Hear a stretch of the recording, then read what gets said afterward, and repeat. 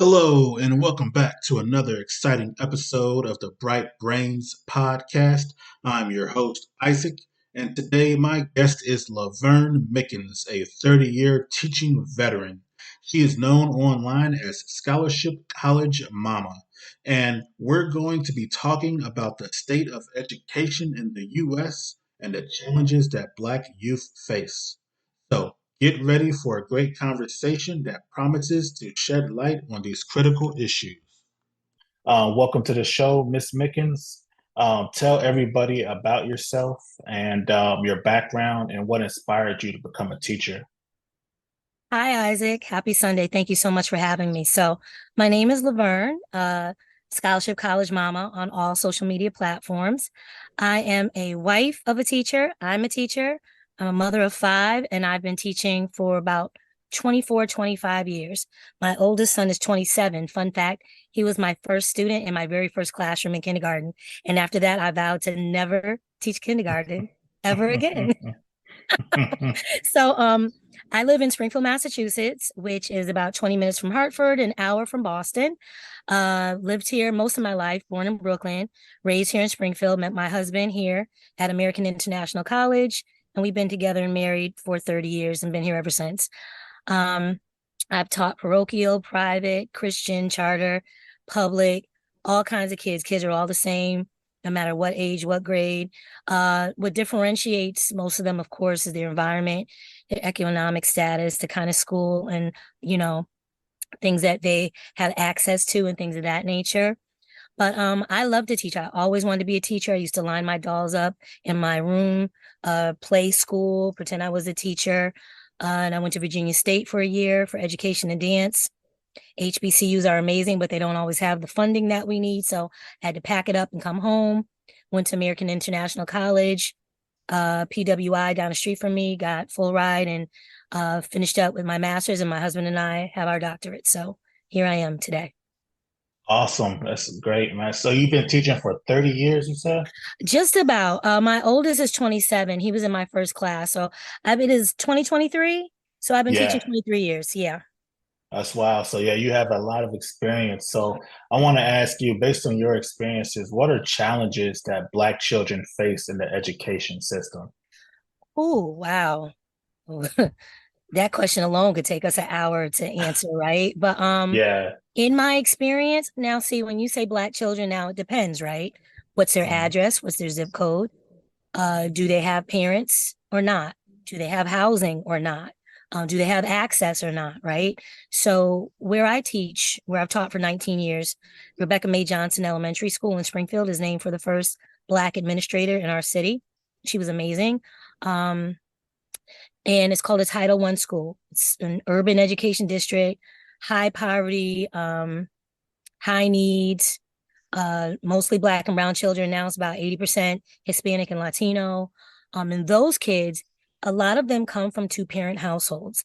A lot of them have a lot of love, but they still need a lot of help, right? I have a lot of kids that are in group homes. I have a lot of kids in foster care. I just found out last week, two of my kids, their siblings, they're homeless. I had no idea because Wow. somehow, some way, yeah, their parents clean them up, get them to school. I'm not sure if I found out or the teacher across from me has the brother. Yeah, so our kids are going through a multitude of issues. And then you throw COVID in there. Now we've got social emotional, we've got mental health and behavioral issues that we dealt with before COVID, but now it's like 10 times worse, right? So you've got poverty, you've got hunger. I tell kids and families all the time, kids don't care what you know. Hello? Hello, you still there? Looks like I, I don't, right? hello. It's just a paycheck away from needing food So, stamps. hold on one second. It like froze up a little bit. Oh no. Do you see Yeah. me So now? like, yeah, I can see you now. Yeah, it like froze up. So let's uh like maybe take a step back like 10 seconds. I kind of missed what you were saying. Okay. I was Yeah, I saying think the that, last thing I may cut you off. I think the last thing I heard you say, you were talking about the kids that were homeless. yes, I've got a student in my class who I just found out is homeless. His brother's across the hall, but they, they don't look like they need for anything because the parents clearly are making sure that, they don't stand out. There's no alarms ringing. I'm not sure how we found out, but kids are uh unhoused, they're hungry. Some of them are taking care of younger siblings because there's either no parent or a parent at work working a double shift, parents either mentally or physically checked out. So our kids are definitely going through a lot. So one thing I try to let kids and families know is that I care, because no one cares how much you know or how smart you are. They want to know that you care about them. So that's one aspect I try to bring to my classroom. Yeah, one thing that doesn't get talked about enough, I feel, is the effect of like the economy has on families and that the way that affects the children. I think a lot of people have kids and they want to do the best for them, but because of the economy and inflation, they have to work a lot. Could you like speak on that a bit? Absolutely, absolutely. I've got great parents. Let me just start with that.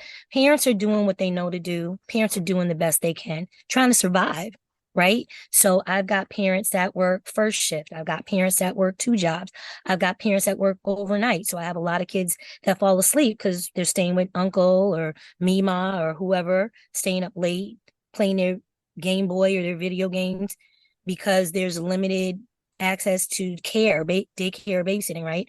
So parents are doing the best that they can, especially in this economy where you Mhm. try to go grocery shopping, $100 worth of groceries might get you two things in a cart. It's ridiculous. Food costs a lot. Daycare costs a lot. You got your streaming services. If you even try to get internet access, everything is so expensive, especially since COVID. It's criminal. So the economy is definitely impacting middle class families like us, but definitely lower income and people on the poverty line are just feeling it the most. We really are. And we see it in the classroom. Yeah. Do you think like parents, especially black parents, get too much criticism? Oh Like yeah. when it comes, yeah. Oh Well, yeah. speak on that. I can well, I can take you all the way back to the 60s and 70s, but I remember a speech that Bill Cosby gave, and then any other respectability type politic type African American, pull up your pants, do this. Even President Obama gave a speech at a college commencement one time. I You remember got to that. do this, you got to do that. Do you know that even if we do all the right things, they'll shoot you dead in the street and drag you off to jail, and they'll still follow you around the store, they'll still profile you. Like nothing can save us. You know what I mean? Like Mhm. no suit, shirt, tie, clean up your face, grease it up. Nothing is able to save you from systemic racism. That's what I was trying to Mhm. get across in the TikTok that I stitched. The young man, I know he, been teaching a little while down in Atlanta. I feel his frustration. That was me. It used to be me. But a lot of these young teachers don't understand the systemic crumbling and breakdown of education and how Black people and Black children in particular are caught in the crosshairs of it. And there's dichotomy. There's two sides to everything. That's people that are really trying and not getting what they need and really working hard. And then, we've got that other aspect. You've got the parents that you dread seeing at open house. You got the parents that make excuses, but that's everybody, right? In all races, not just ours, but Black folks are catching hell. Black folks Yeah. are catching hell. Black kids are catching hell. Black teachers are catching hell. Trust Yeah. me. Do you feel that like we expect too much of teachers? Because I feel like Yes. a teacher has to wear like many hats. You have to be a teacher, a social worker, a security Absolutely. guard. Yeah. And it's So not fair. Yes, absolutely. So when we went home during COVID, that early March, right? And teachers were really just trying to tape and glue and piece things together. We were the heroes. Oh my God, teachers are awesome. Oh my goodness, I can't believe it. Oh my God, phenomenal. And then they started demonizing us like, oh, you don't want to go back in the building. You're making excuses. You're lazy. I had somebody tell me today, right under one of my posts, teachers are supposed to educate, facilitate, and you have to take care of the emotional behavior. I'm like, whoa, whoa, whoa, whoa. My mother was a social worker for 30 years. I'm not trained to do that. I didn't even take social work and behavioral classes in college. I took special ed classes to take care of my special needs students educationally, but I'm not trained for mental health. I'm not a therapist. They want us to be social worker, therapist, you know, mom, dad, grandma, everything from 8 to 3. And then if we don't meet that expectation, then we get criticized and we get demonized. And that's not fair because I don't ever recall putting all that burden on the teachers of my kids. I said, I was the first teacher. I'm their mom. They have a dad. We'll handle it from there. You handle the education. And by the way, sometimes if the education was subpar, we had to come home and fill in the gaps, right? If it wasn't culturally competent, we teaching Black history here at home.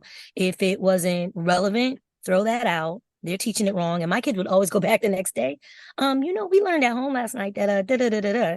You might want to add that to your lesson next time, right? So yeah, it's not fair.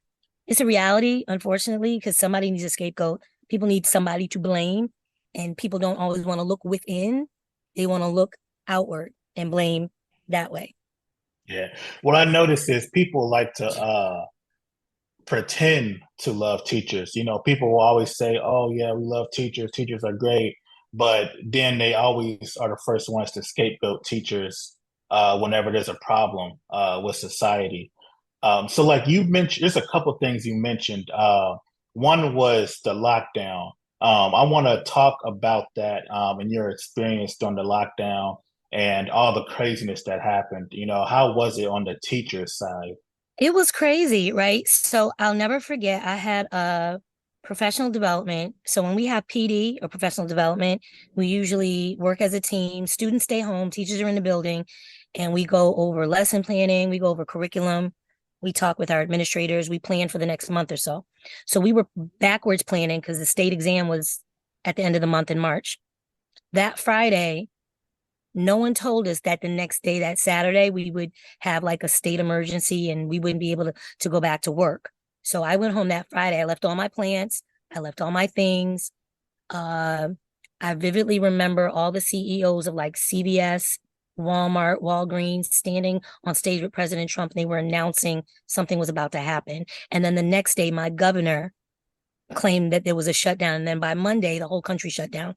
So they kind of sent us home with no game plan. So from March to May, kids were just winging it. We were just winging it. We were telling them, get on because we have all kinds of online platforms, but we had to scramble. We had to get families and children laptops. Some didn't work. Some were outdated. Everybody didn't have Wi-Fi. So we had to get with Verizon. We had to get with Comcast. We had to get with all these companies, talk to the state. We're in state of emergency. We have to do online learning. Nothing was set up. So it was chaos. So that led us to the fall, Zoom, online learning, which for some kids, it was a relief to not have to be in the building, not be bullied, not be around people. But it was a semi-nightmare, especially for my kids who were in college. Zoom was absolute trash. If you were in college in Zoom, I feel for you. God bless you. If you made it through, good for you. But the rest of us, it was difficult. I know my daughter was in high school. My son was in high school. He graduated. He was a Zoom graduate. So he was starting his first semester of community college. It was just chaos all around. You saw the baby in the Zoom, the parrot, the undressed mom, what was under the nightgown. It was a lot going on nationwide. People got to see the veil was lifted. That's what I also said in my video. These things were happening before COVID, but we got to see inside people's homes, and we saw a lot, right? People saw a lot. People saw that these kids are struggling. Parents saw, wow, my kid can't sit still. Well, ma'am, I've been telling you that for 9 months, but you think it's me. But now you see little Ray Ray can't sit still at the kitchen table to read this book with me. And, that's when, oh, teachers, you're amazing. Oh, you're heroes. Then when we went back in the building, some of us had to be, it was called hybrid. Some of us were still on Zoom because some kids didn't come back. Mm-hmm. And we had half the kids in the classroom. That was chaos. And then they forced us all back that fall with a mask on. Have you ever taught on Zoom with a mask to a room full of kids, especially little kids? When you're talking about phonics, I need to see, you pronouncing the words and the letters. So then we had the clear masks with the space right here. It was just, it was mayhem and bedlam. I hope we don't go to another lockdown. I pray we don't. Some aspects of it were like, I like the world on lockdown. There wasn't a lot of chaos. The streets were clear. Not a lot of murder, not a lot of crime. We're all in a house. We're getting closer to one another. But then what's going on in the house? Mental health issues. I know I had some of that here in my home. Teachers, and my husband's a teacher too, so I can hear his high school class. He can hear my elementary class, while upstairs my kids are trying to do their high schooling. It was chaos. It was really chaotic. So it was chaotic. Now I'm curious, like, I know the lockdown just kind of came out of nowhere. But had there ever been like a plan in place before the lockdown, like kind of emergency thing that y'all had Now, like that's you say above my no? pay grade, but I would have Mm, to say no because if there were a plan in place, people wouldn't be scrambling the week after we got sent home to try and make copies and send them to their students. People wouldn't be asynchronously hoping, I'm going to send you this work, get on your iReady, get on your math, get on your reading, and then I'm going to check at the end of the week. We didn't give grades from March to May. It was oh either pass, wow. fail. And then we were told not to even fail kids because how can you fail kids in the middle of a pandemic who don't have technology or don't have access? Some kids refuse to do the work and some kids didn't even pick up a laptop. So how can you judge that fairly? How can you grade that? That was insanity to me. So I would have to say no, there was not a plan because if there were a solid plan in place, it Hmm. would have been effortless. It would have been like boom, boom, boom. And it makes sense because the government didn't have a plan, even though they knew about COVID before COVID was COVID. Yeah, We knew exactly. back in 2019. You know what I mean? So I know for me, my husband, I'm a Delta, he's an Alpha, and I get a lot of donations from Amazon wishlist and Donors Choose as a platform teachers use. And if to go back to something else you said, if we really love teachers, we wouldn't be begging every August and September for supplies for our classroom. That's another podcast though, right? So Yeah. he reached out to his frat. I reached out to my sorors, and I was able to get enough supplies and snacks and foods. I went door to door to 30 homes because I was worried about my kids. I miss my kids. I said, I don't care if you're doing the work or not. I've got books, I've got chapter books, I've got crayons, I've got markers, I've got pencils, I got gift cards for the parents and the families. So we went around door to door, knocking on doors. I tried to make phone calls. They wanted teachers to call kids every day. I mean, it was outlandish what was going on. But I managed to find 30 of my families, go door to door, socially distanced, of course, knock on doors. I had a friend from the newspaper follow us, take some pictures, do a story on it. So just to let them know, hey, we're here. I care about you. I miss you. I hope to see you in the fall. Just stay safe and stay alive. Because at that point, people were dying.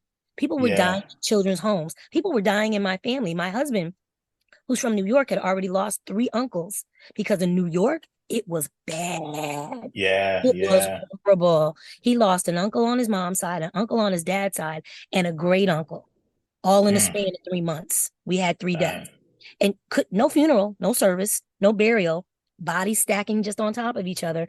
That COVID was really crazy. I think people forget how crazy it was and how blessed if you're still alive and you made it through to the other side. If Hmm. anything, people that are still teaching, you gonna Yeah. criticize me? I taught before COVID, I taught during COVID, Zoom, hybrid with mask on, and I'm still here. And you gonna criticize me? Like the Yeah. audacity, the nerve, Exactly.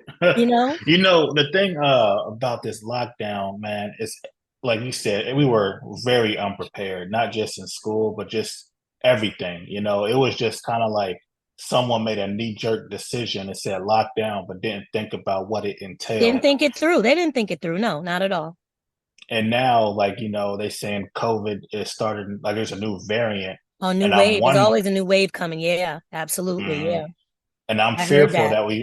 that I'm fearful that we might have to lock down again. So I my hope we question to don't. you, yeah, I hope Are we we don't. prepared? Yeah, are we prepared? I would say no, but what do you think? Um, I can't speak for other teachers in other classes nationwide, but I know since Zoom and since COVID, we have a lot more online tools and online platforms. Kids have what's called one-to-one technology. Every child in my building has a tablet or a laptop. If we were to have to go home again, they have the technology and we have the tools we need.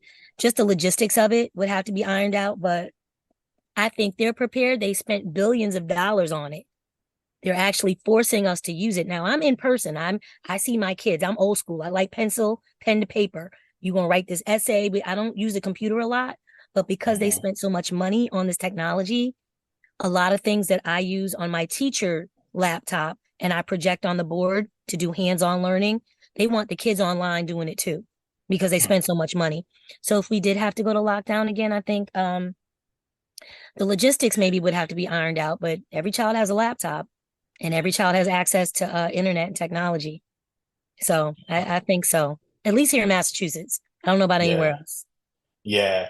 So one thing I want to talk about is how I found you on TikTok. You had mentioned earlier about the guy who was talking about the teacher, who was talking about the parents, and maybe when I post this podcast, maybe I'll put that TikTok in there. I'm not sure of the legal things, but basically, he was just like criticizing the parents, and you made a TikTok talking about the reasons about why things are.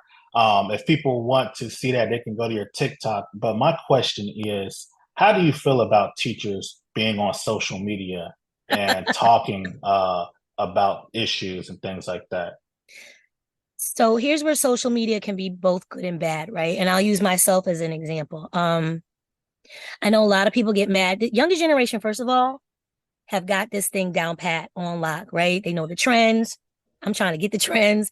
They know the songs, they know the moves, they know the sayings. I have twins, 24. My twins stay trying to send me sounds. Mom, use this. Mom, do that. Build your business. I'm like, oh, okay.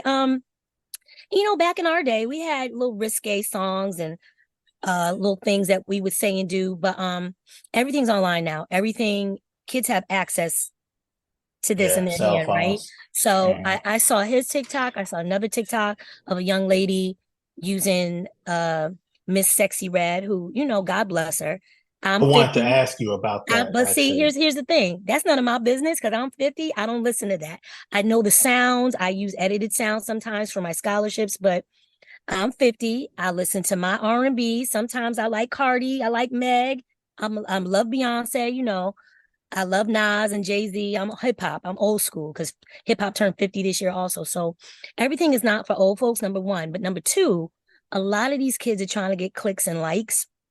I Mhm. don't know about other districts, but we have to have the kids and families sign media waivers because the districts like to use the kids online and in advertisement. So the district has permission. Excuse me, there's bees all over the place. The district has permission to use their image and likeness, but we don't.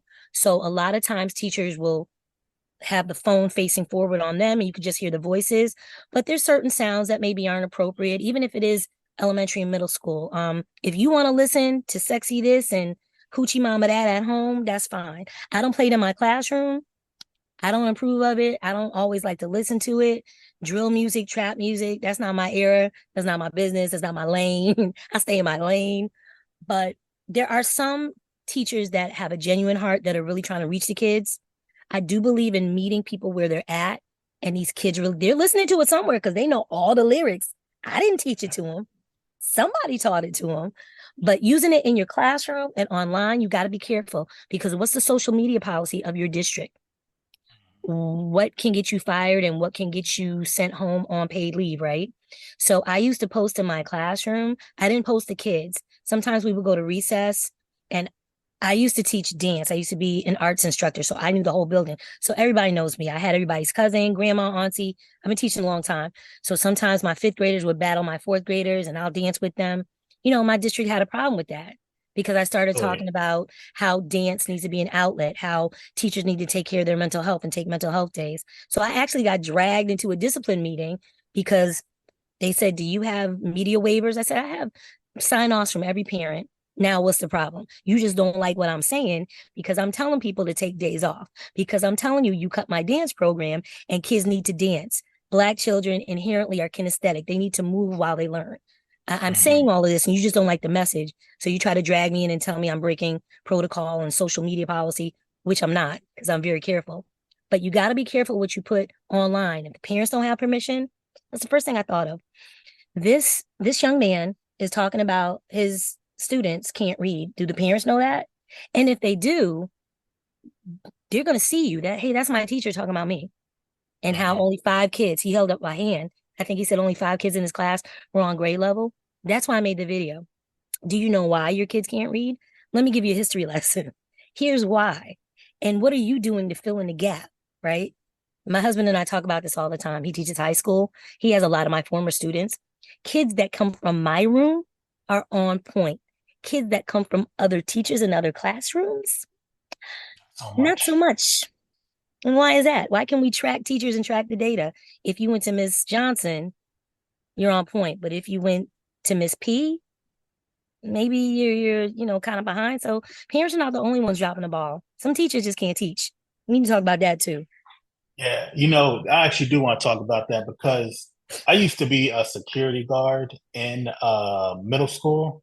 And you could see that there were teachers who were great at their job. They teach the kids loved them and loved to interact with them.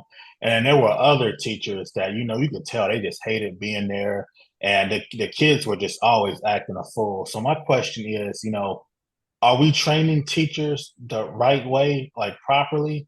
And how do we like get all teachers to be great teachers? How do we get them to, you know, how do we get consistency? I guess is what I'm saying. That's a great question. Wow. Another hour we could take on that, right? So the first thing I want to say, there's no teacher prep program at any campus in the country that prepares you for what you walk into that classroom and deal with. There's none. I mean, I could do a PD on the the Real Housewives of teaching, or the real behind the scenes of teaching. Every class I took in undergrad and graduate, I have not applied any of that pedagogy Wow. and practice and best practices and procedures. No, common sense. And do I have a love for what I do? Right. So number one, you got to love kids. You got to love what you do. If you don't like kids, you probably shouldn't teach. Let's just start there. There's a Yeah. lot of teachers that don't like kids. So why are you doing this? It can't be for Hmm. the pay, because there's very few states in the nation that pay what we're actually worth. So it can't be Exactly. because of the pay. That's number one. Number two, do you know your subject matter? That's what the college programs are supposed to prepare you for. Elementary teachers have to know a little bit of everything because we teach every subject. Then when you get into secondary, middle, and high, they're specialized, right? My husband teaches math and global business. He went to school for business. He went back, transitioned out of business, went back to school for education, and specifically learned how to teach math to middle and high schoolers. And he's also an administrator. You go to school to be an administrator. They teach you how to administrate, but you really don't learn it till you get on that job. And you have to do a lockdown, fire drill. You got to run the room 110 for a behavior issue. You don't know this job until you step into the building and into the classroom and actually do it. And for those that don't inherently have a love for children or a love for the job, it's going to show. It's going to Yeah. show in your teaching. It's going to show in your practice. It's going to show in those kids. Kids, let me tell you about kids from 5 to 50. And I know because I call my mama and tell her everything. Kids go home and report out everything you say, everything you did, every way you treated them, good or bad, right? So I have a saying in my room. This is our room. This is our family, fourth grade. I'm not your maid. I'm not your mama. So I know tomorrow at open house, the parents are going to come in and say, hey, I'm not your maid. I'm not your mama. There's certain things that every year Mrs. Mickens is famous for saying, but they also go home and say, she didn't feel good this day, or she was sad this day. Kids feel your energy and they go and report out. So you got to watch what you say to these little children, these little vessels. Even high school, I can't teach high school because I catch a case. Middle schoolers, I don't want to say they the devil. I taught middle school for 1 year, and I got Mhm. pregnant on purpose just so I could leave and go home. Middle schoolers are a mess. I'm just Yeah. listen. There's even when they push you to the limit, you got Mhm. to you're the grown up, and they can be rude, they can be disrespectful, they can be out of pocket. Honey, all you got to do is look at TikTok and pull up a TikTok video. Listen, there's a video right now from Flint, Michigan, of a teacher trying to get in the middle of a fight, and a desk flew over her head and knocked her unconscious. Do you know I'm Jesus. not breaking up fights? I don't get paid for that. Yeah. And how Yeah. about the teacher that got shot in Virginia? She's still trying to fight the district because they're trying to say that's not part of workers' comp. That's Like, wild. they're Yeah. trying to say teachers should have the expectation of being shot by 6-year-olds in the classroom. They're not That's trying to pay wild. her. Yeah. So Yeah. it's crazy. That man, it's there's so much. So man, that's wild. I remember seeing a video. It was a black teacher trying to.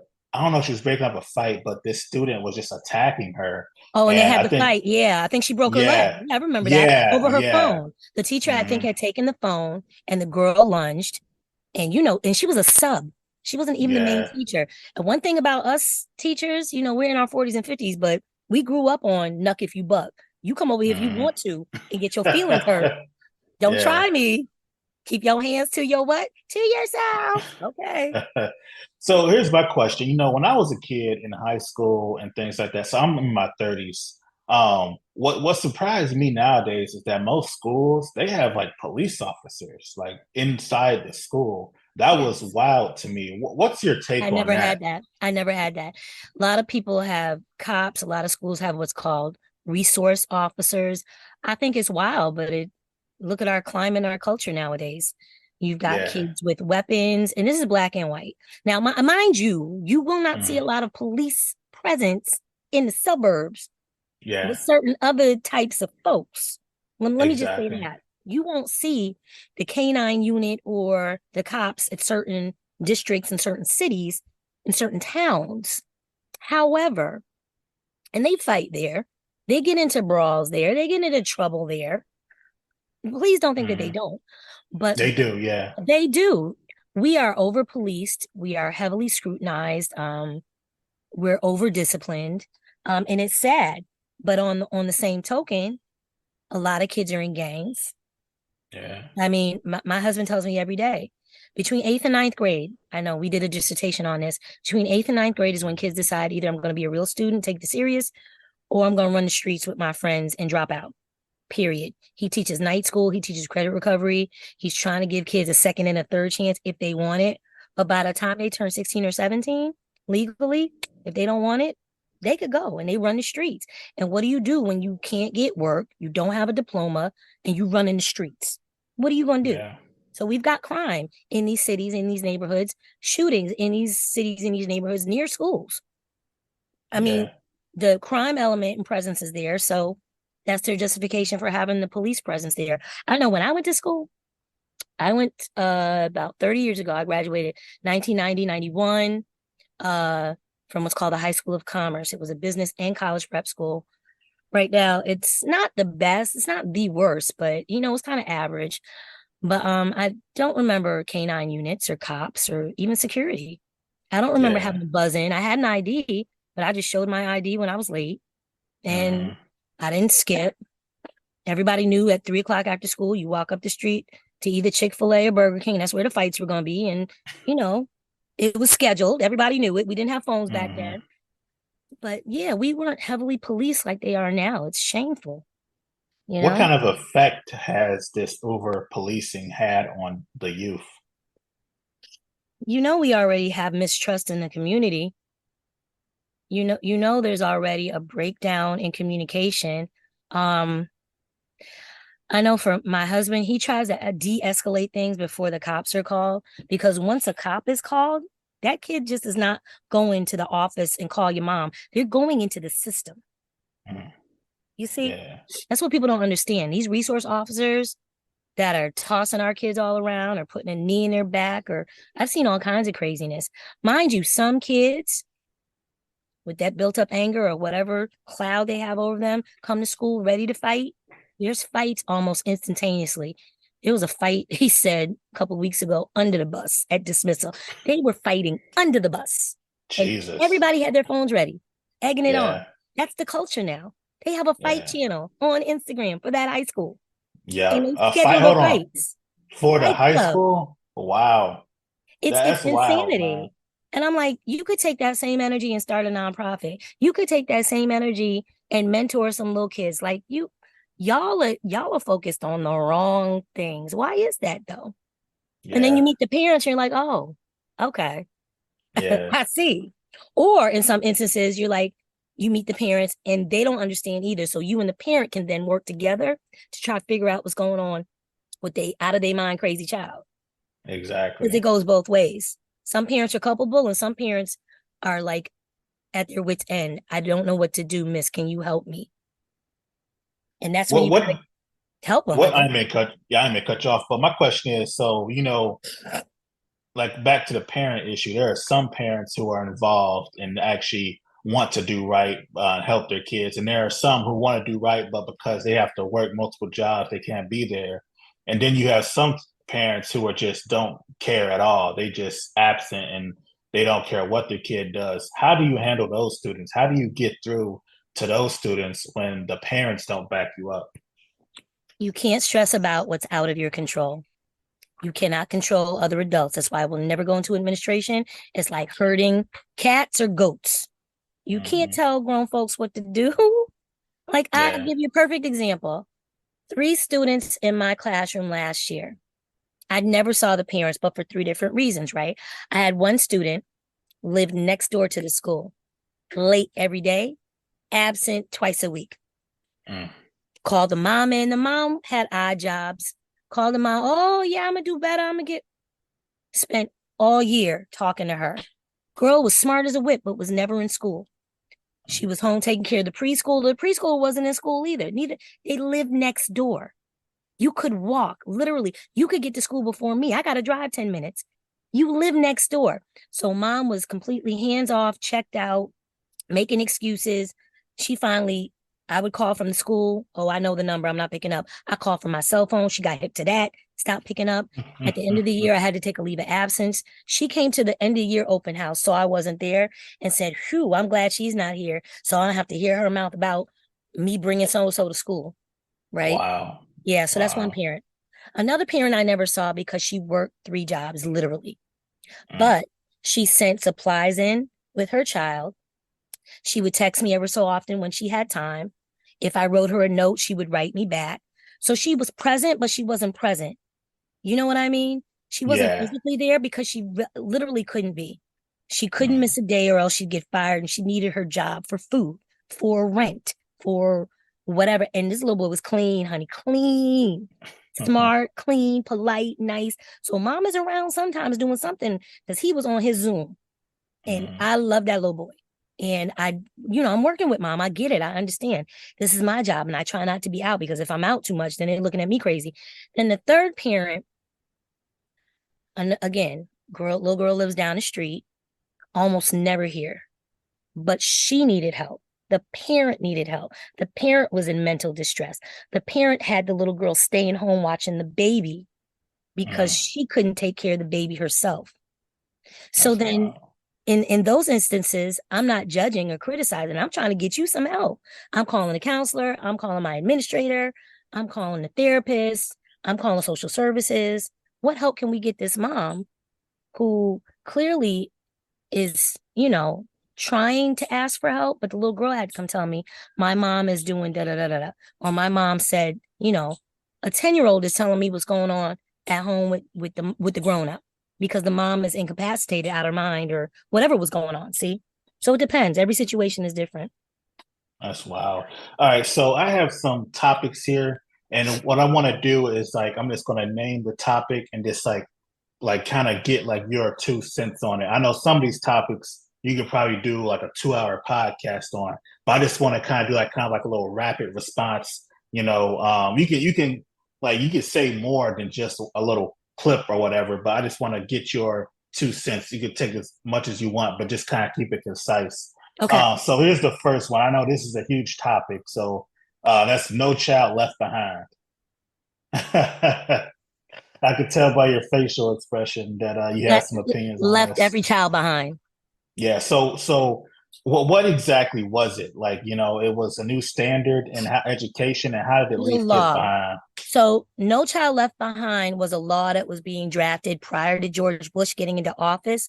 But when George Bush stole the election, all of his tech, now I did a video on this. He was buddy buddy with a lot of curriculum writers, with a lot of test takers, with a lot of test creators like Pearson, McGraw-Hill, Houghton Mifflin, all those education big names, right? So when he got into office, they decided to reimagine education and do education reform. He wanted to be the education president and build off of what Bill Clinton started in 93 and 94. So in 93 and 94, Bill Clinton introduced new education reform. Let's get some funding to the schools that do well on these tests, but he didn't penalize anybody. No Child Left Behind said, number one, you got to take these tests. We're going to add grades to the test. And if you don't do well, we're going to take your funding, Mm. state and federal. Teachers, you've got to take a test to get licensed to get in the classroom. Because prior to that, you went to college, you got your degree, you go teach. You didn't have to take a teacher test, right? So 2003 was the era of teacher testing. And those teacher tests were about $100, $150 a pop. And guess who was Jesus. failing left and right? Every single teacher was failing. Why is that? Because there's money in failure of both teachers and children. So then what else happened with No Child Left Behind? So there were these really stringent laws for mostly urban, all public schools, but mostly urban, Title I, high needs, high poverty districts, leaving kids behind. Then in the midst of that, they changed the way we teach kids reading because phonics-based reading was what it was, right? Then it was balanced literacy, the whole child. They threw out phonics. They wanted kids to just see a picture and know what it was and try reading like that. It was just a debacle. Kids can't read for a multitude of reasons. No Child Left Behind was one of the big reasons. Race to the Top also with President Obama, but No Child Left Behind got the nonsense going in 2003. All right. So teacher pay.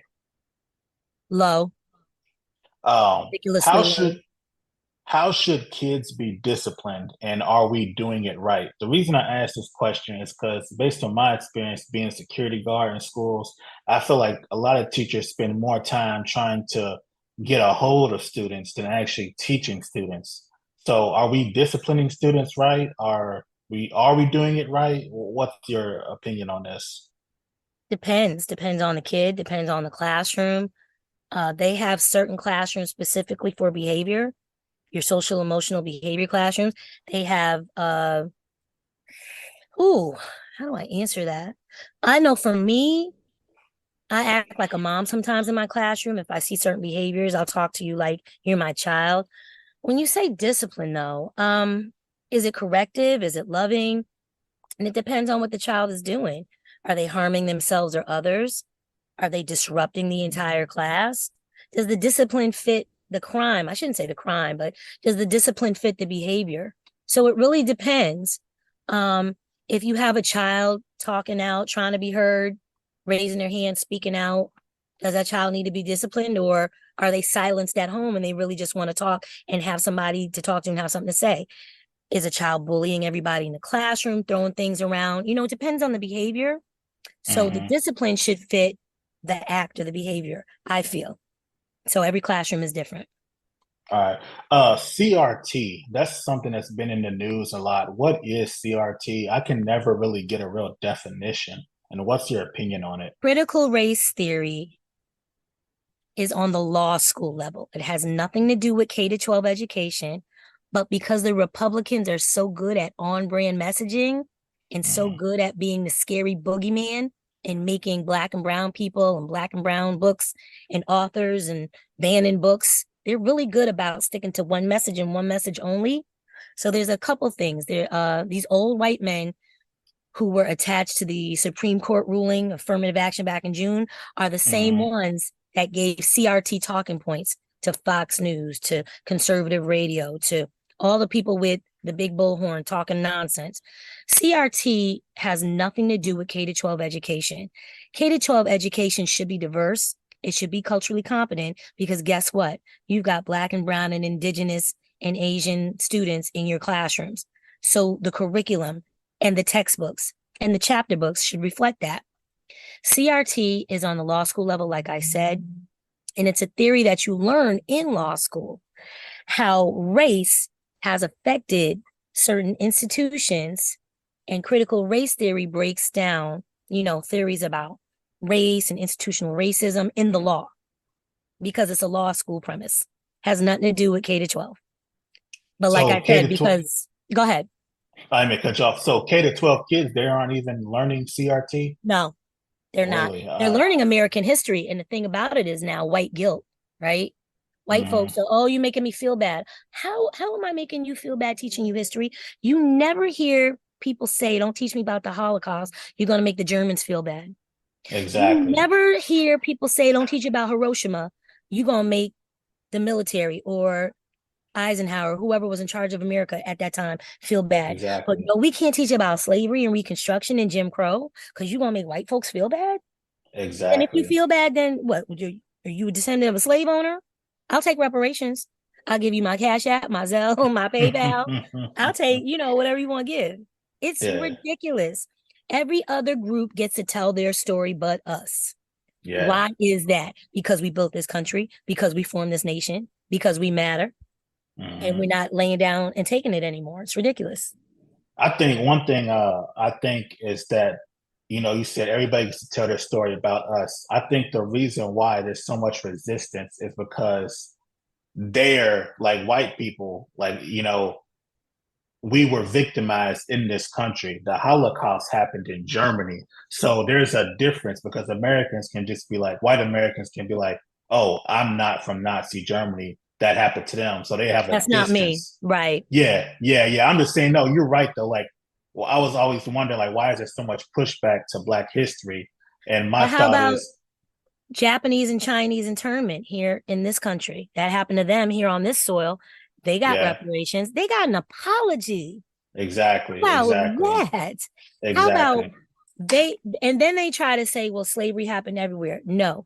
Chattel slavery of Africans here hoarded in from Africa to the Caribbean into this country is unprecedented. I don't want to hear about indentured servitude. I don't want to hear about the potato famines in Ireland. I don't want to hear about your family when they first got here and they were treated yada, yada, yada at Ellis Island. Full stop. Your experience doesn't compare to the Yeah, experience 1618 and 1619 getting off the White Lion ship in Jamestown, Virginia of my ancestors. Full stop. Go to sleep. Good night. yeah, I agree. So here's one more I want to bring up, and then I just have like two final questions, and then we'll be done. Um, AI and Chat GPT. Are you familiar with that? Oh, Um, yes.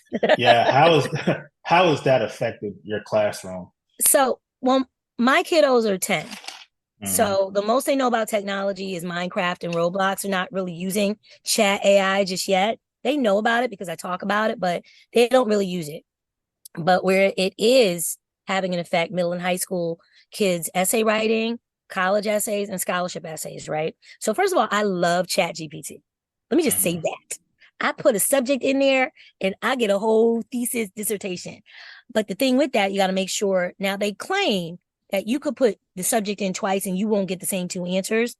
A lot of professors now are cracking down on plagiarism and they're just being Debbie Downers. I'm like, if the technology's there, the thoughts are mine, and if the words are mine, if I just put a couple words and I enhance it, it's the same with Grammarly, right? I use Hmm. Chat GPT and I use Grammarly to edit a lot of my clients, their scholarship and college essays, just for formatting, for ideas, for grammar, for pronouns, things of that nature, right? Um, the thing that we want to be careful of with AI is to make sure they're not replacing humans, right? Because I put in IEP. So IEP is a document that teachers use, special ed teachers use to write out the accommodations of the students in their classroom. Like if you need extra time, if you need frequent breaks, if you need extra help with reading, extra help with math, if you need me to break down concepts. I put an IEP in the Chat GPT and it wrote an entire IEP, fourth grade for math and reading. So if Chat GPT can do that, then you don't need me. Yeah. Where do I come in? Where do I fit in the equation? So now I'm just a glorified babysitter because Chat GPT can't watch these kids all day from 8 to 3 unless they start cloning people. That's another podcast. That's another conversation, right? Yeah, But I yeah. think it's a good thing. I think a lot of people are scared of technology because number one, you're always scared of what you don't understand. You don't want to Mhm. know about it. You're fighting back. I think technology can be both good and bad, but in this instance, I think it's good. I like to work smarter, not harder. Listen, you gonna make my job easier? Bing, bing, bong. All right. So before we move on to this last question, I want to ask you. So you said about clients, you do work helping kids get scholarships. Can you talk about that? Absolutely. So I started my scholarship business after my last daughter, Elizabeth, graduated from high school. I have 5 kids and they've always been great students, great writers, straight A's and B's, getting lots of scholarships. But Elizabeth is the baby and she was able to accumulate over $1 million in scholarships. And I thought to myself, what if we could duplicate this in others? Because every time she won, I would post it and people would be like, Mhm. wow, how did you do that? Because I could give you a list of scholarships and I could say, do scholarships, do scholarships. But nobody is telling these kids how to win. Nobody is teaching these kids how to write. These kids can't write.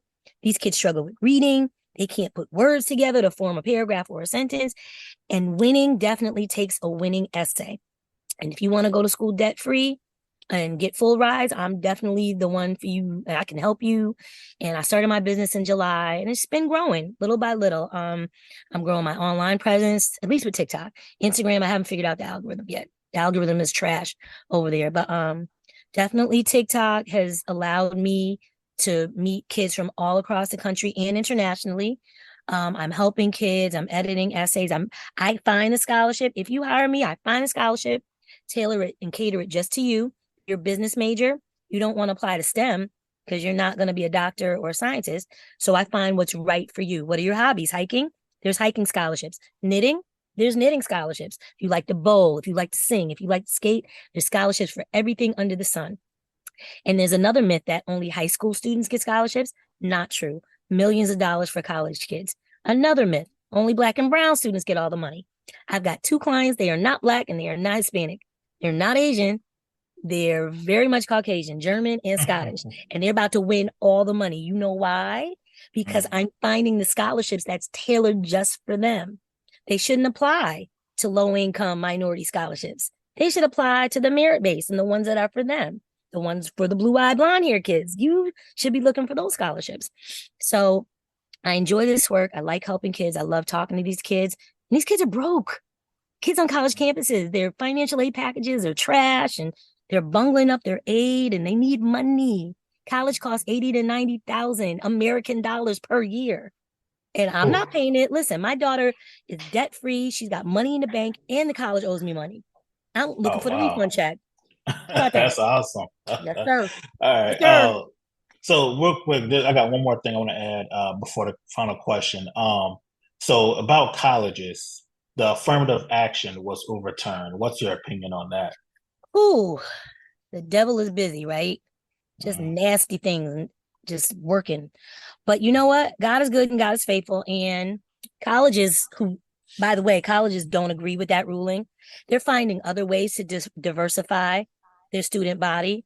In the Common App, which is the main application where kids apply for college, they're asking questions. Tell us about your background and identity so they can get a sense of who's applying. And now, since the affirmative action Supreme Court ruling, they're now attacking minority based scholarships. That's next on the chopping block. I don't know if you saw the story recently. There are these women in Atlanta, these Black women who do seed funding and grant writing and finding grants for Black women. The same man who went after affirmative action is now attacking these Black women and saying it's discriminatory and they shouldn't be finding grants just for other Black women. You should be finding grants for everybody. Excuse me, sir. The reason we have these spaces and HBCUs and minority scholarships is because you all won't open your doors and open your wallets and coffers to the rest of us. How dare you? The audacity. So I think that ruling just got struck down. I think Crump, Ben Crump, the lawyer who's everywhere fighting everything, I think he was working on their behalf and they got that struck down. But just the audacity is just it's on sale for lots of folks this week. Like, it's crazy. Yeah, it is. It's a crazy time to live in. So here's the last question. What advice would you give to aspiring Black educators? Wow. Love what you do. It's not for the faint of heart. And when you no longer love it anymore, take a break and step away because it will wear on your mentals. If you really love this work, kids sometimes will hurt your feelings. Admin will stress you out. And when you feel that stress, like I wish somebody told me this 25 years ago, when you feel that stress level creeping up, step back and take a break. Life is short and you only got one life to live. So. Hey, well, that's great. I know earlier you said on all your socials, it's Scholarship College Mama. Scholarship College Mama. Awesome. I hope people find you and, you have great content and you do a lot of good work. Thank you for coming on this podcast. I really appreciate it. Thank you, Isaac. Thank you for having me. Have a great Sunday. You as well. Take care. All right. That's a wrap. Thank you for joining us for another enlightening conversation here on Bright Brains. I hope you've gained valuable insights and inspiration to fuel your own bright ideas. If you enjoyed today's episode, don't forget to like and subscribe, rate, and leave a review on your favorite podcast platform or however else you listen to this podcast. Also, we can be found on all major social media. Just type in Bright Brains with a Z. And remember, the brightest minds are those that never stop seeking knowledge.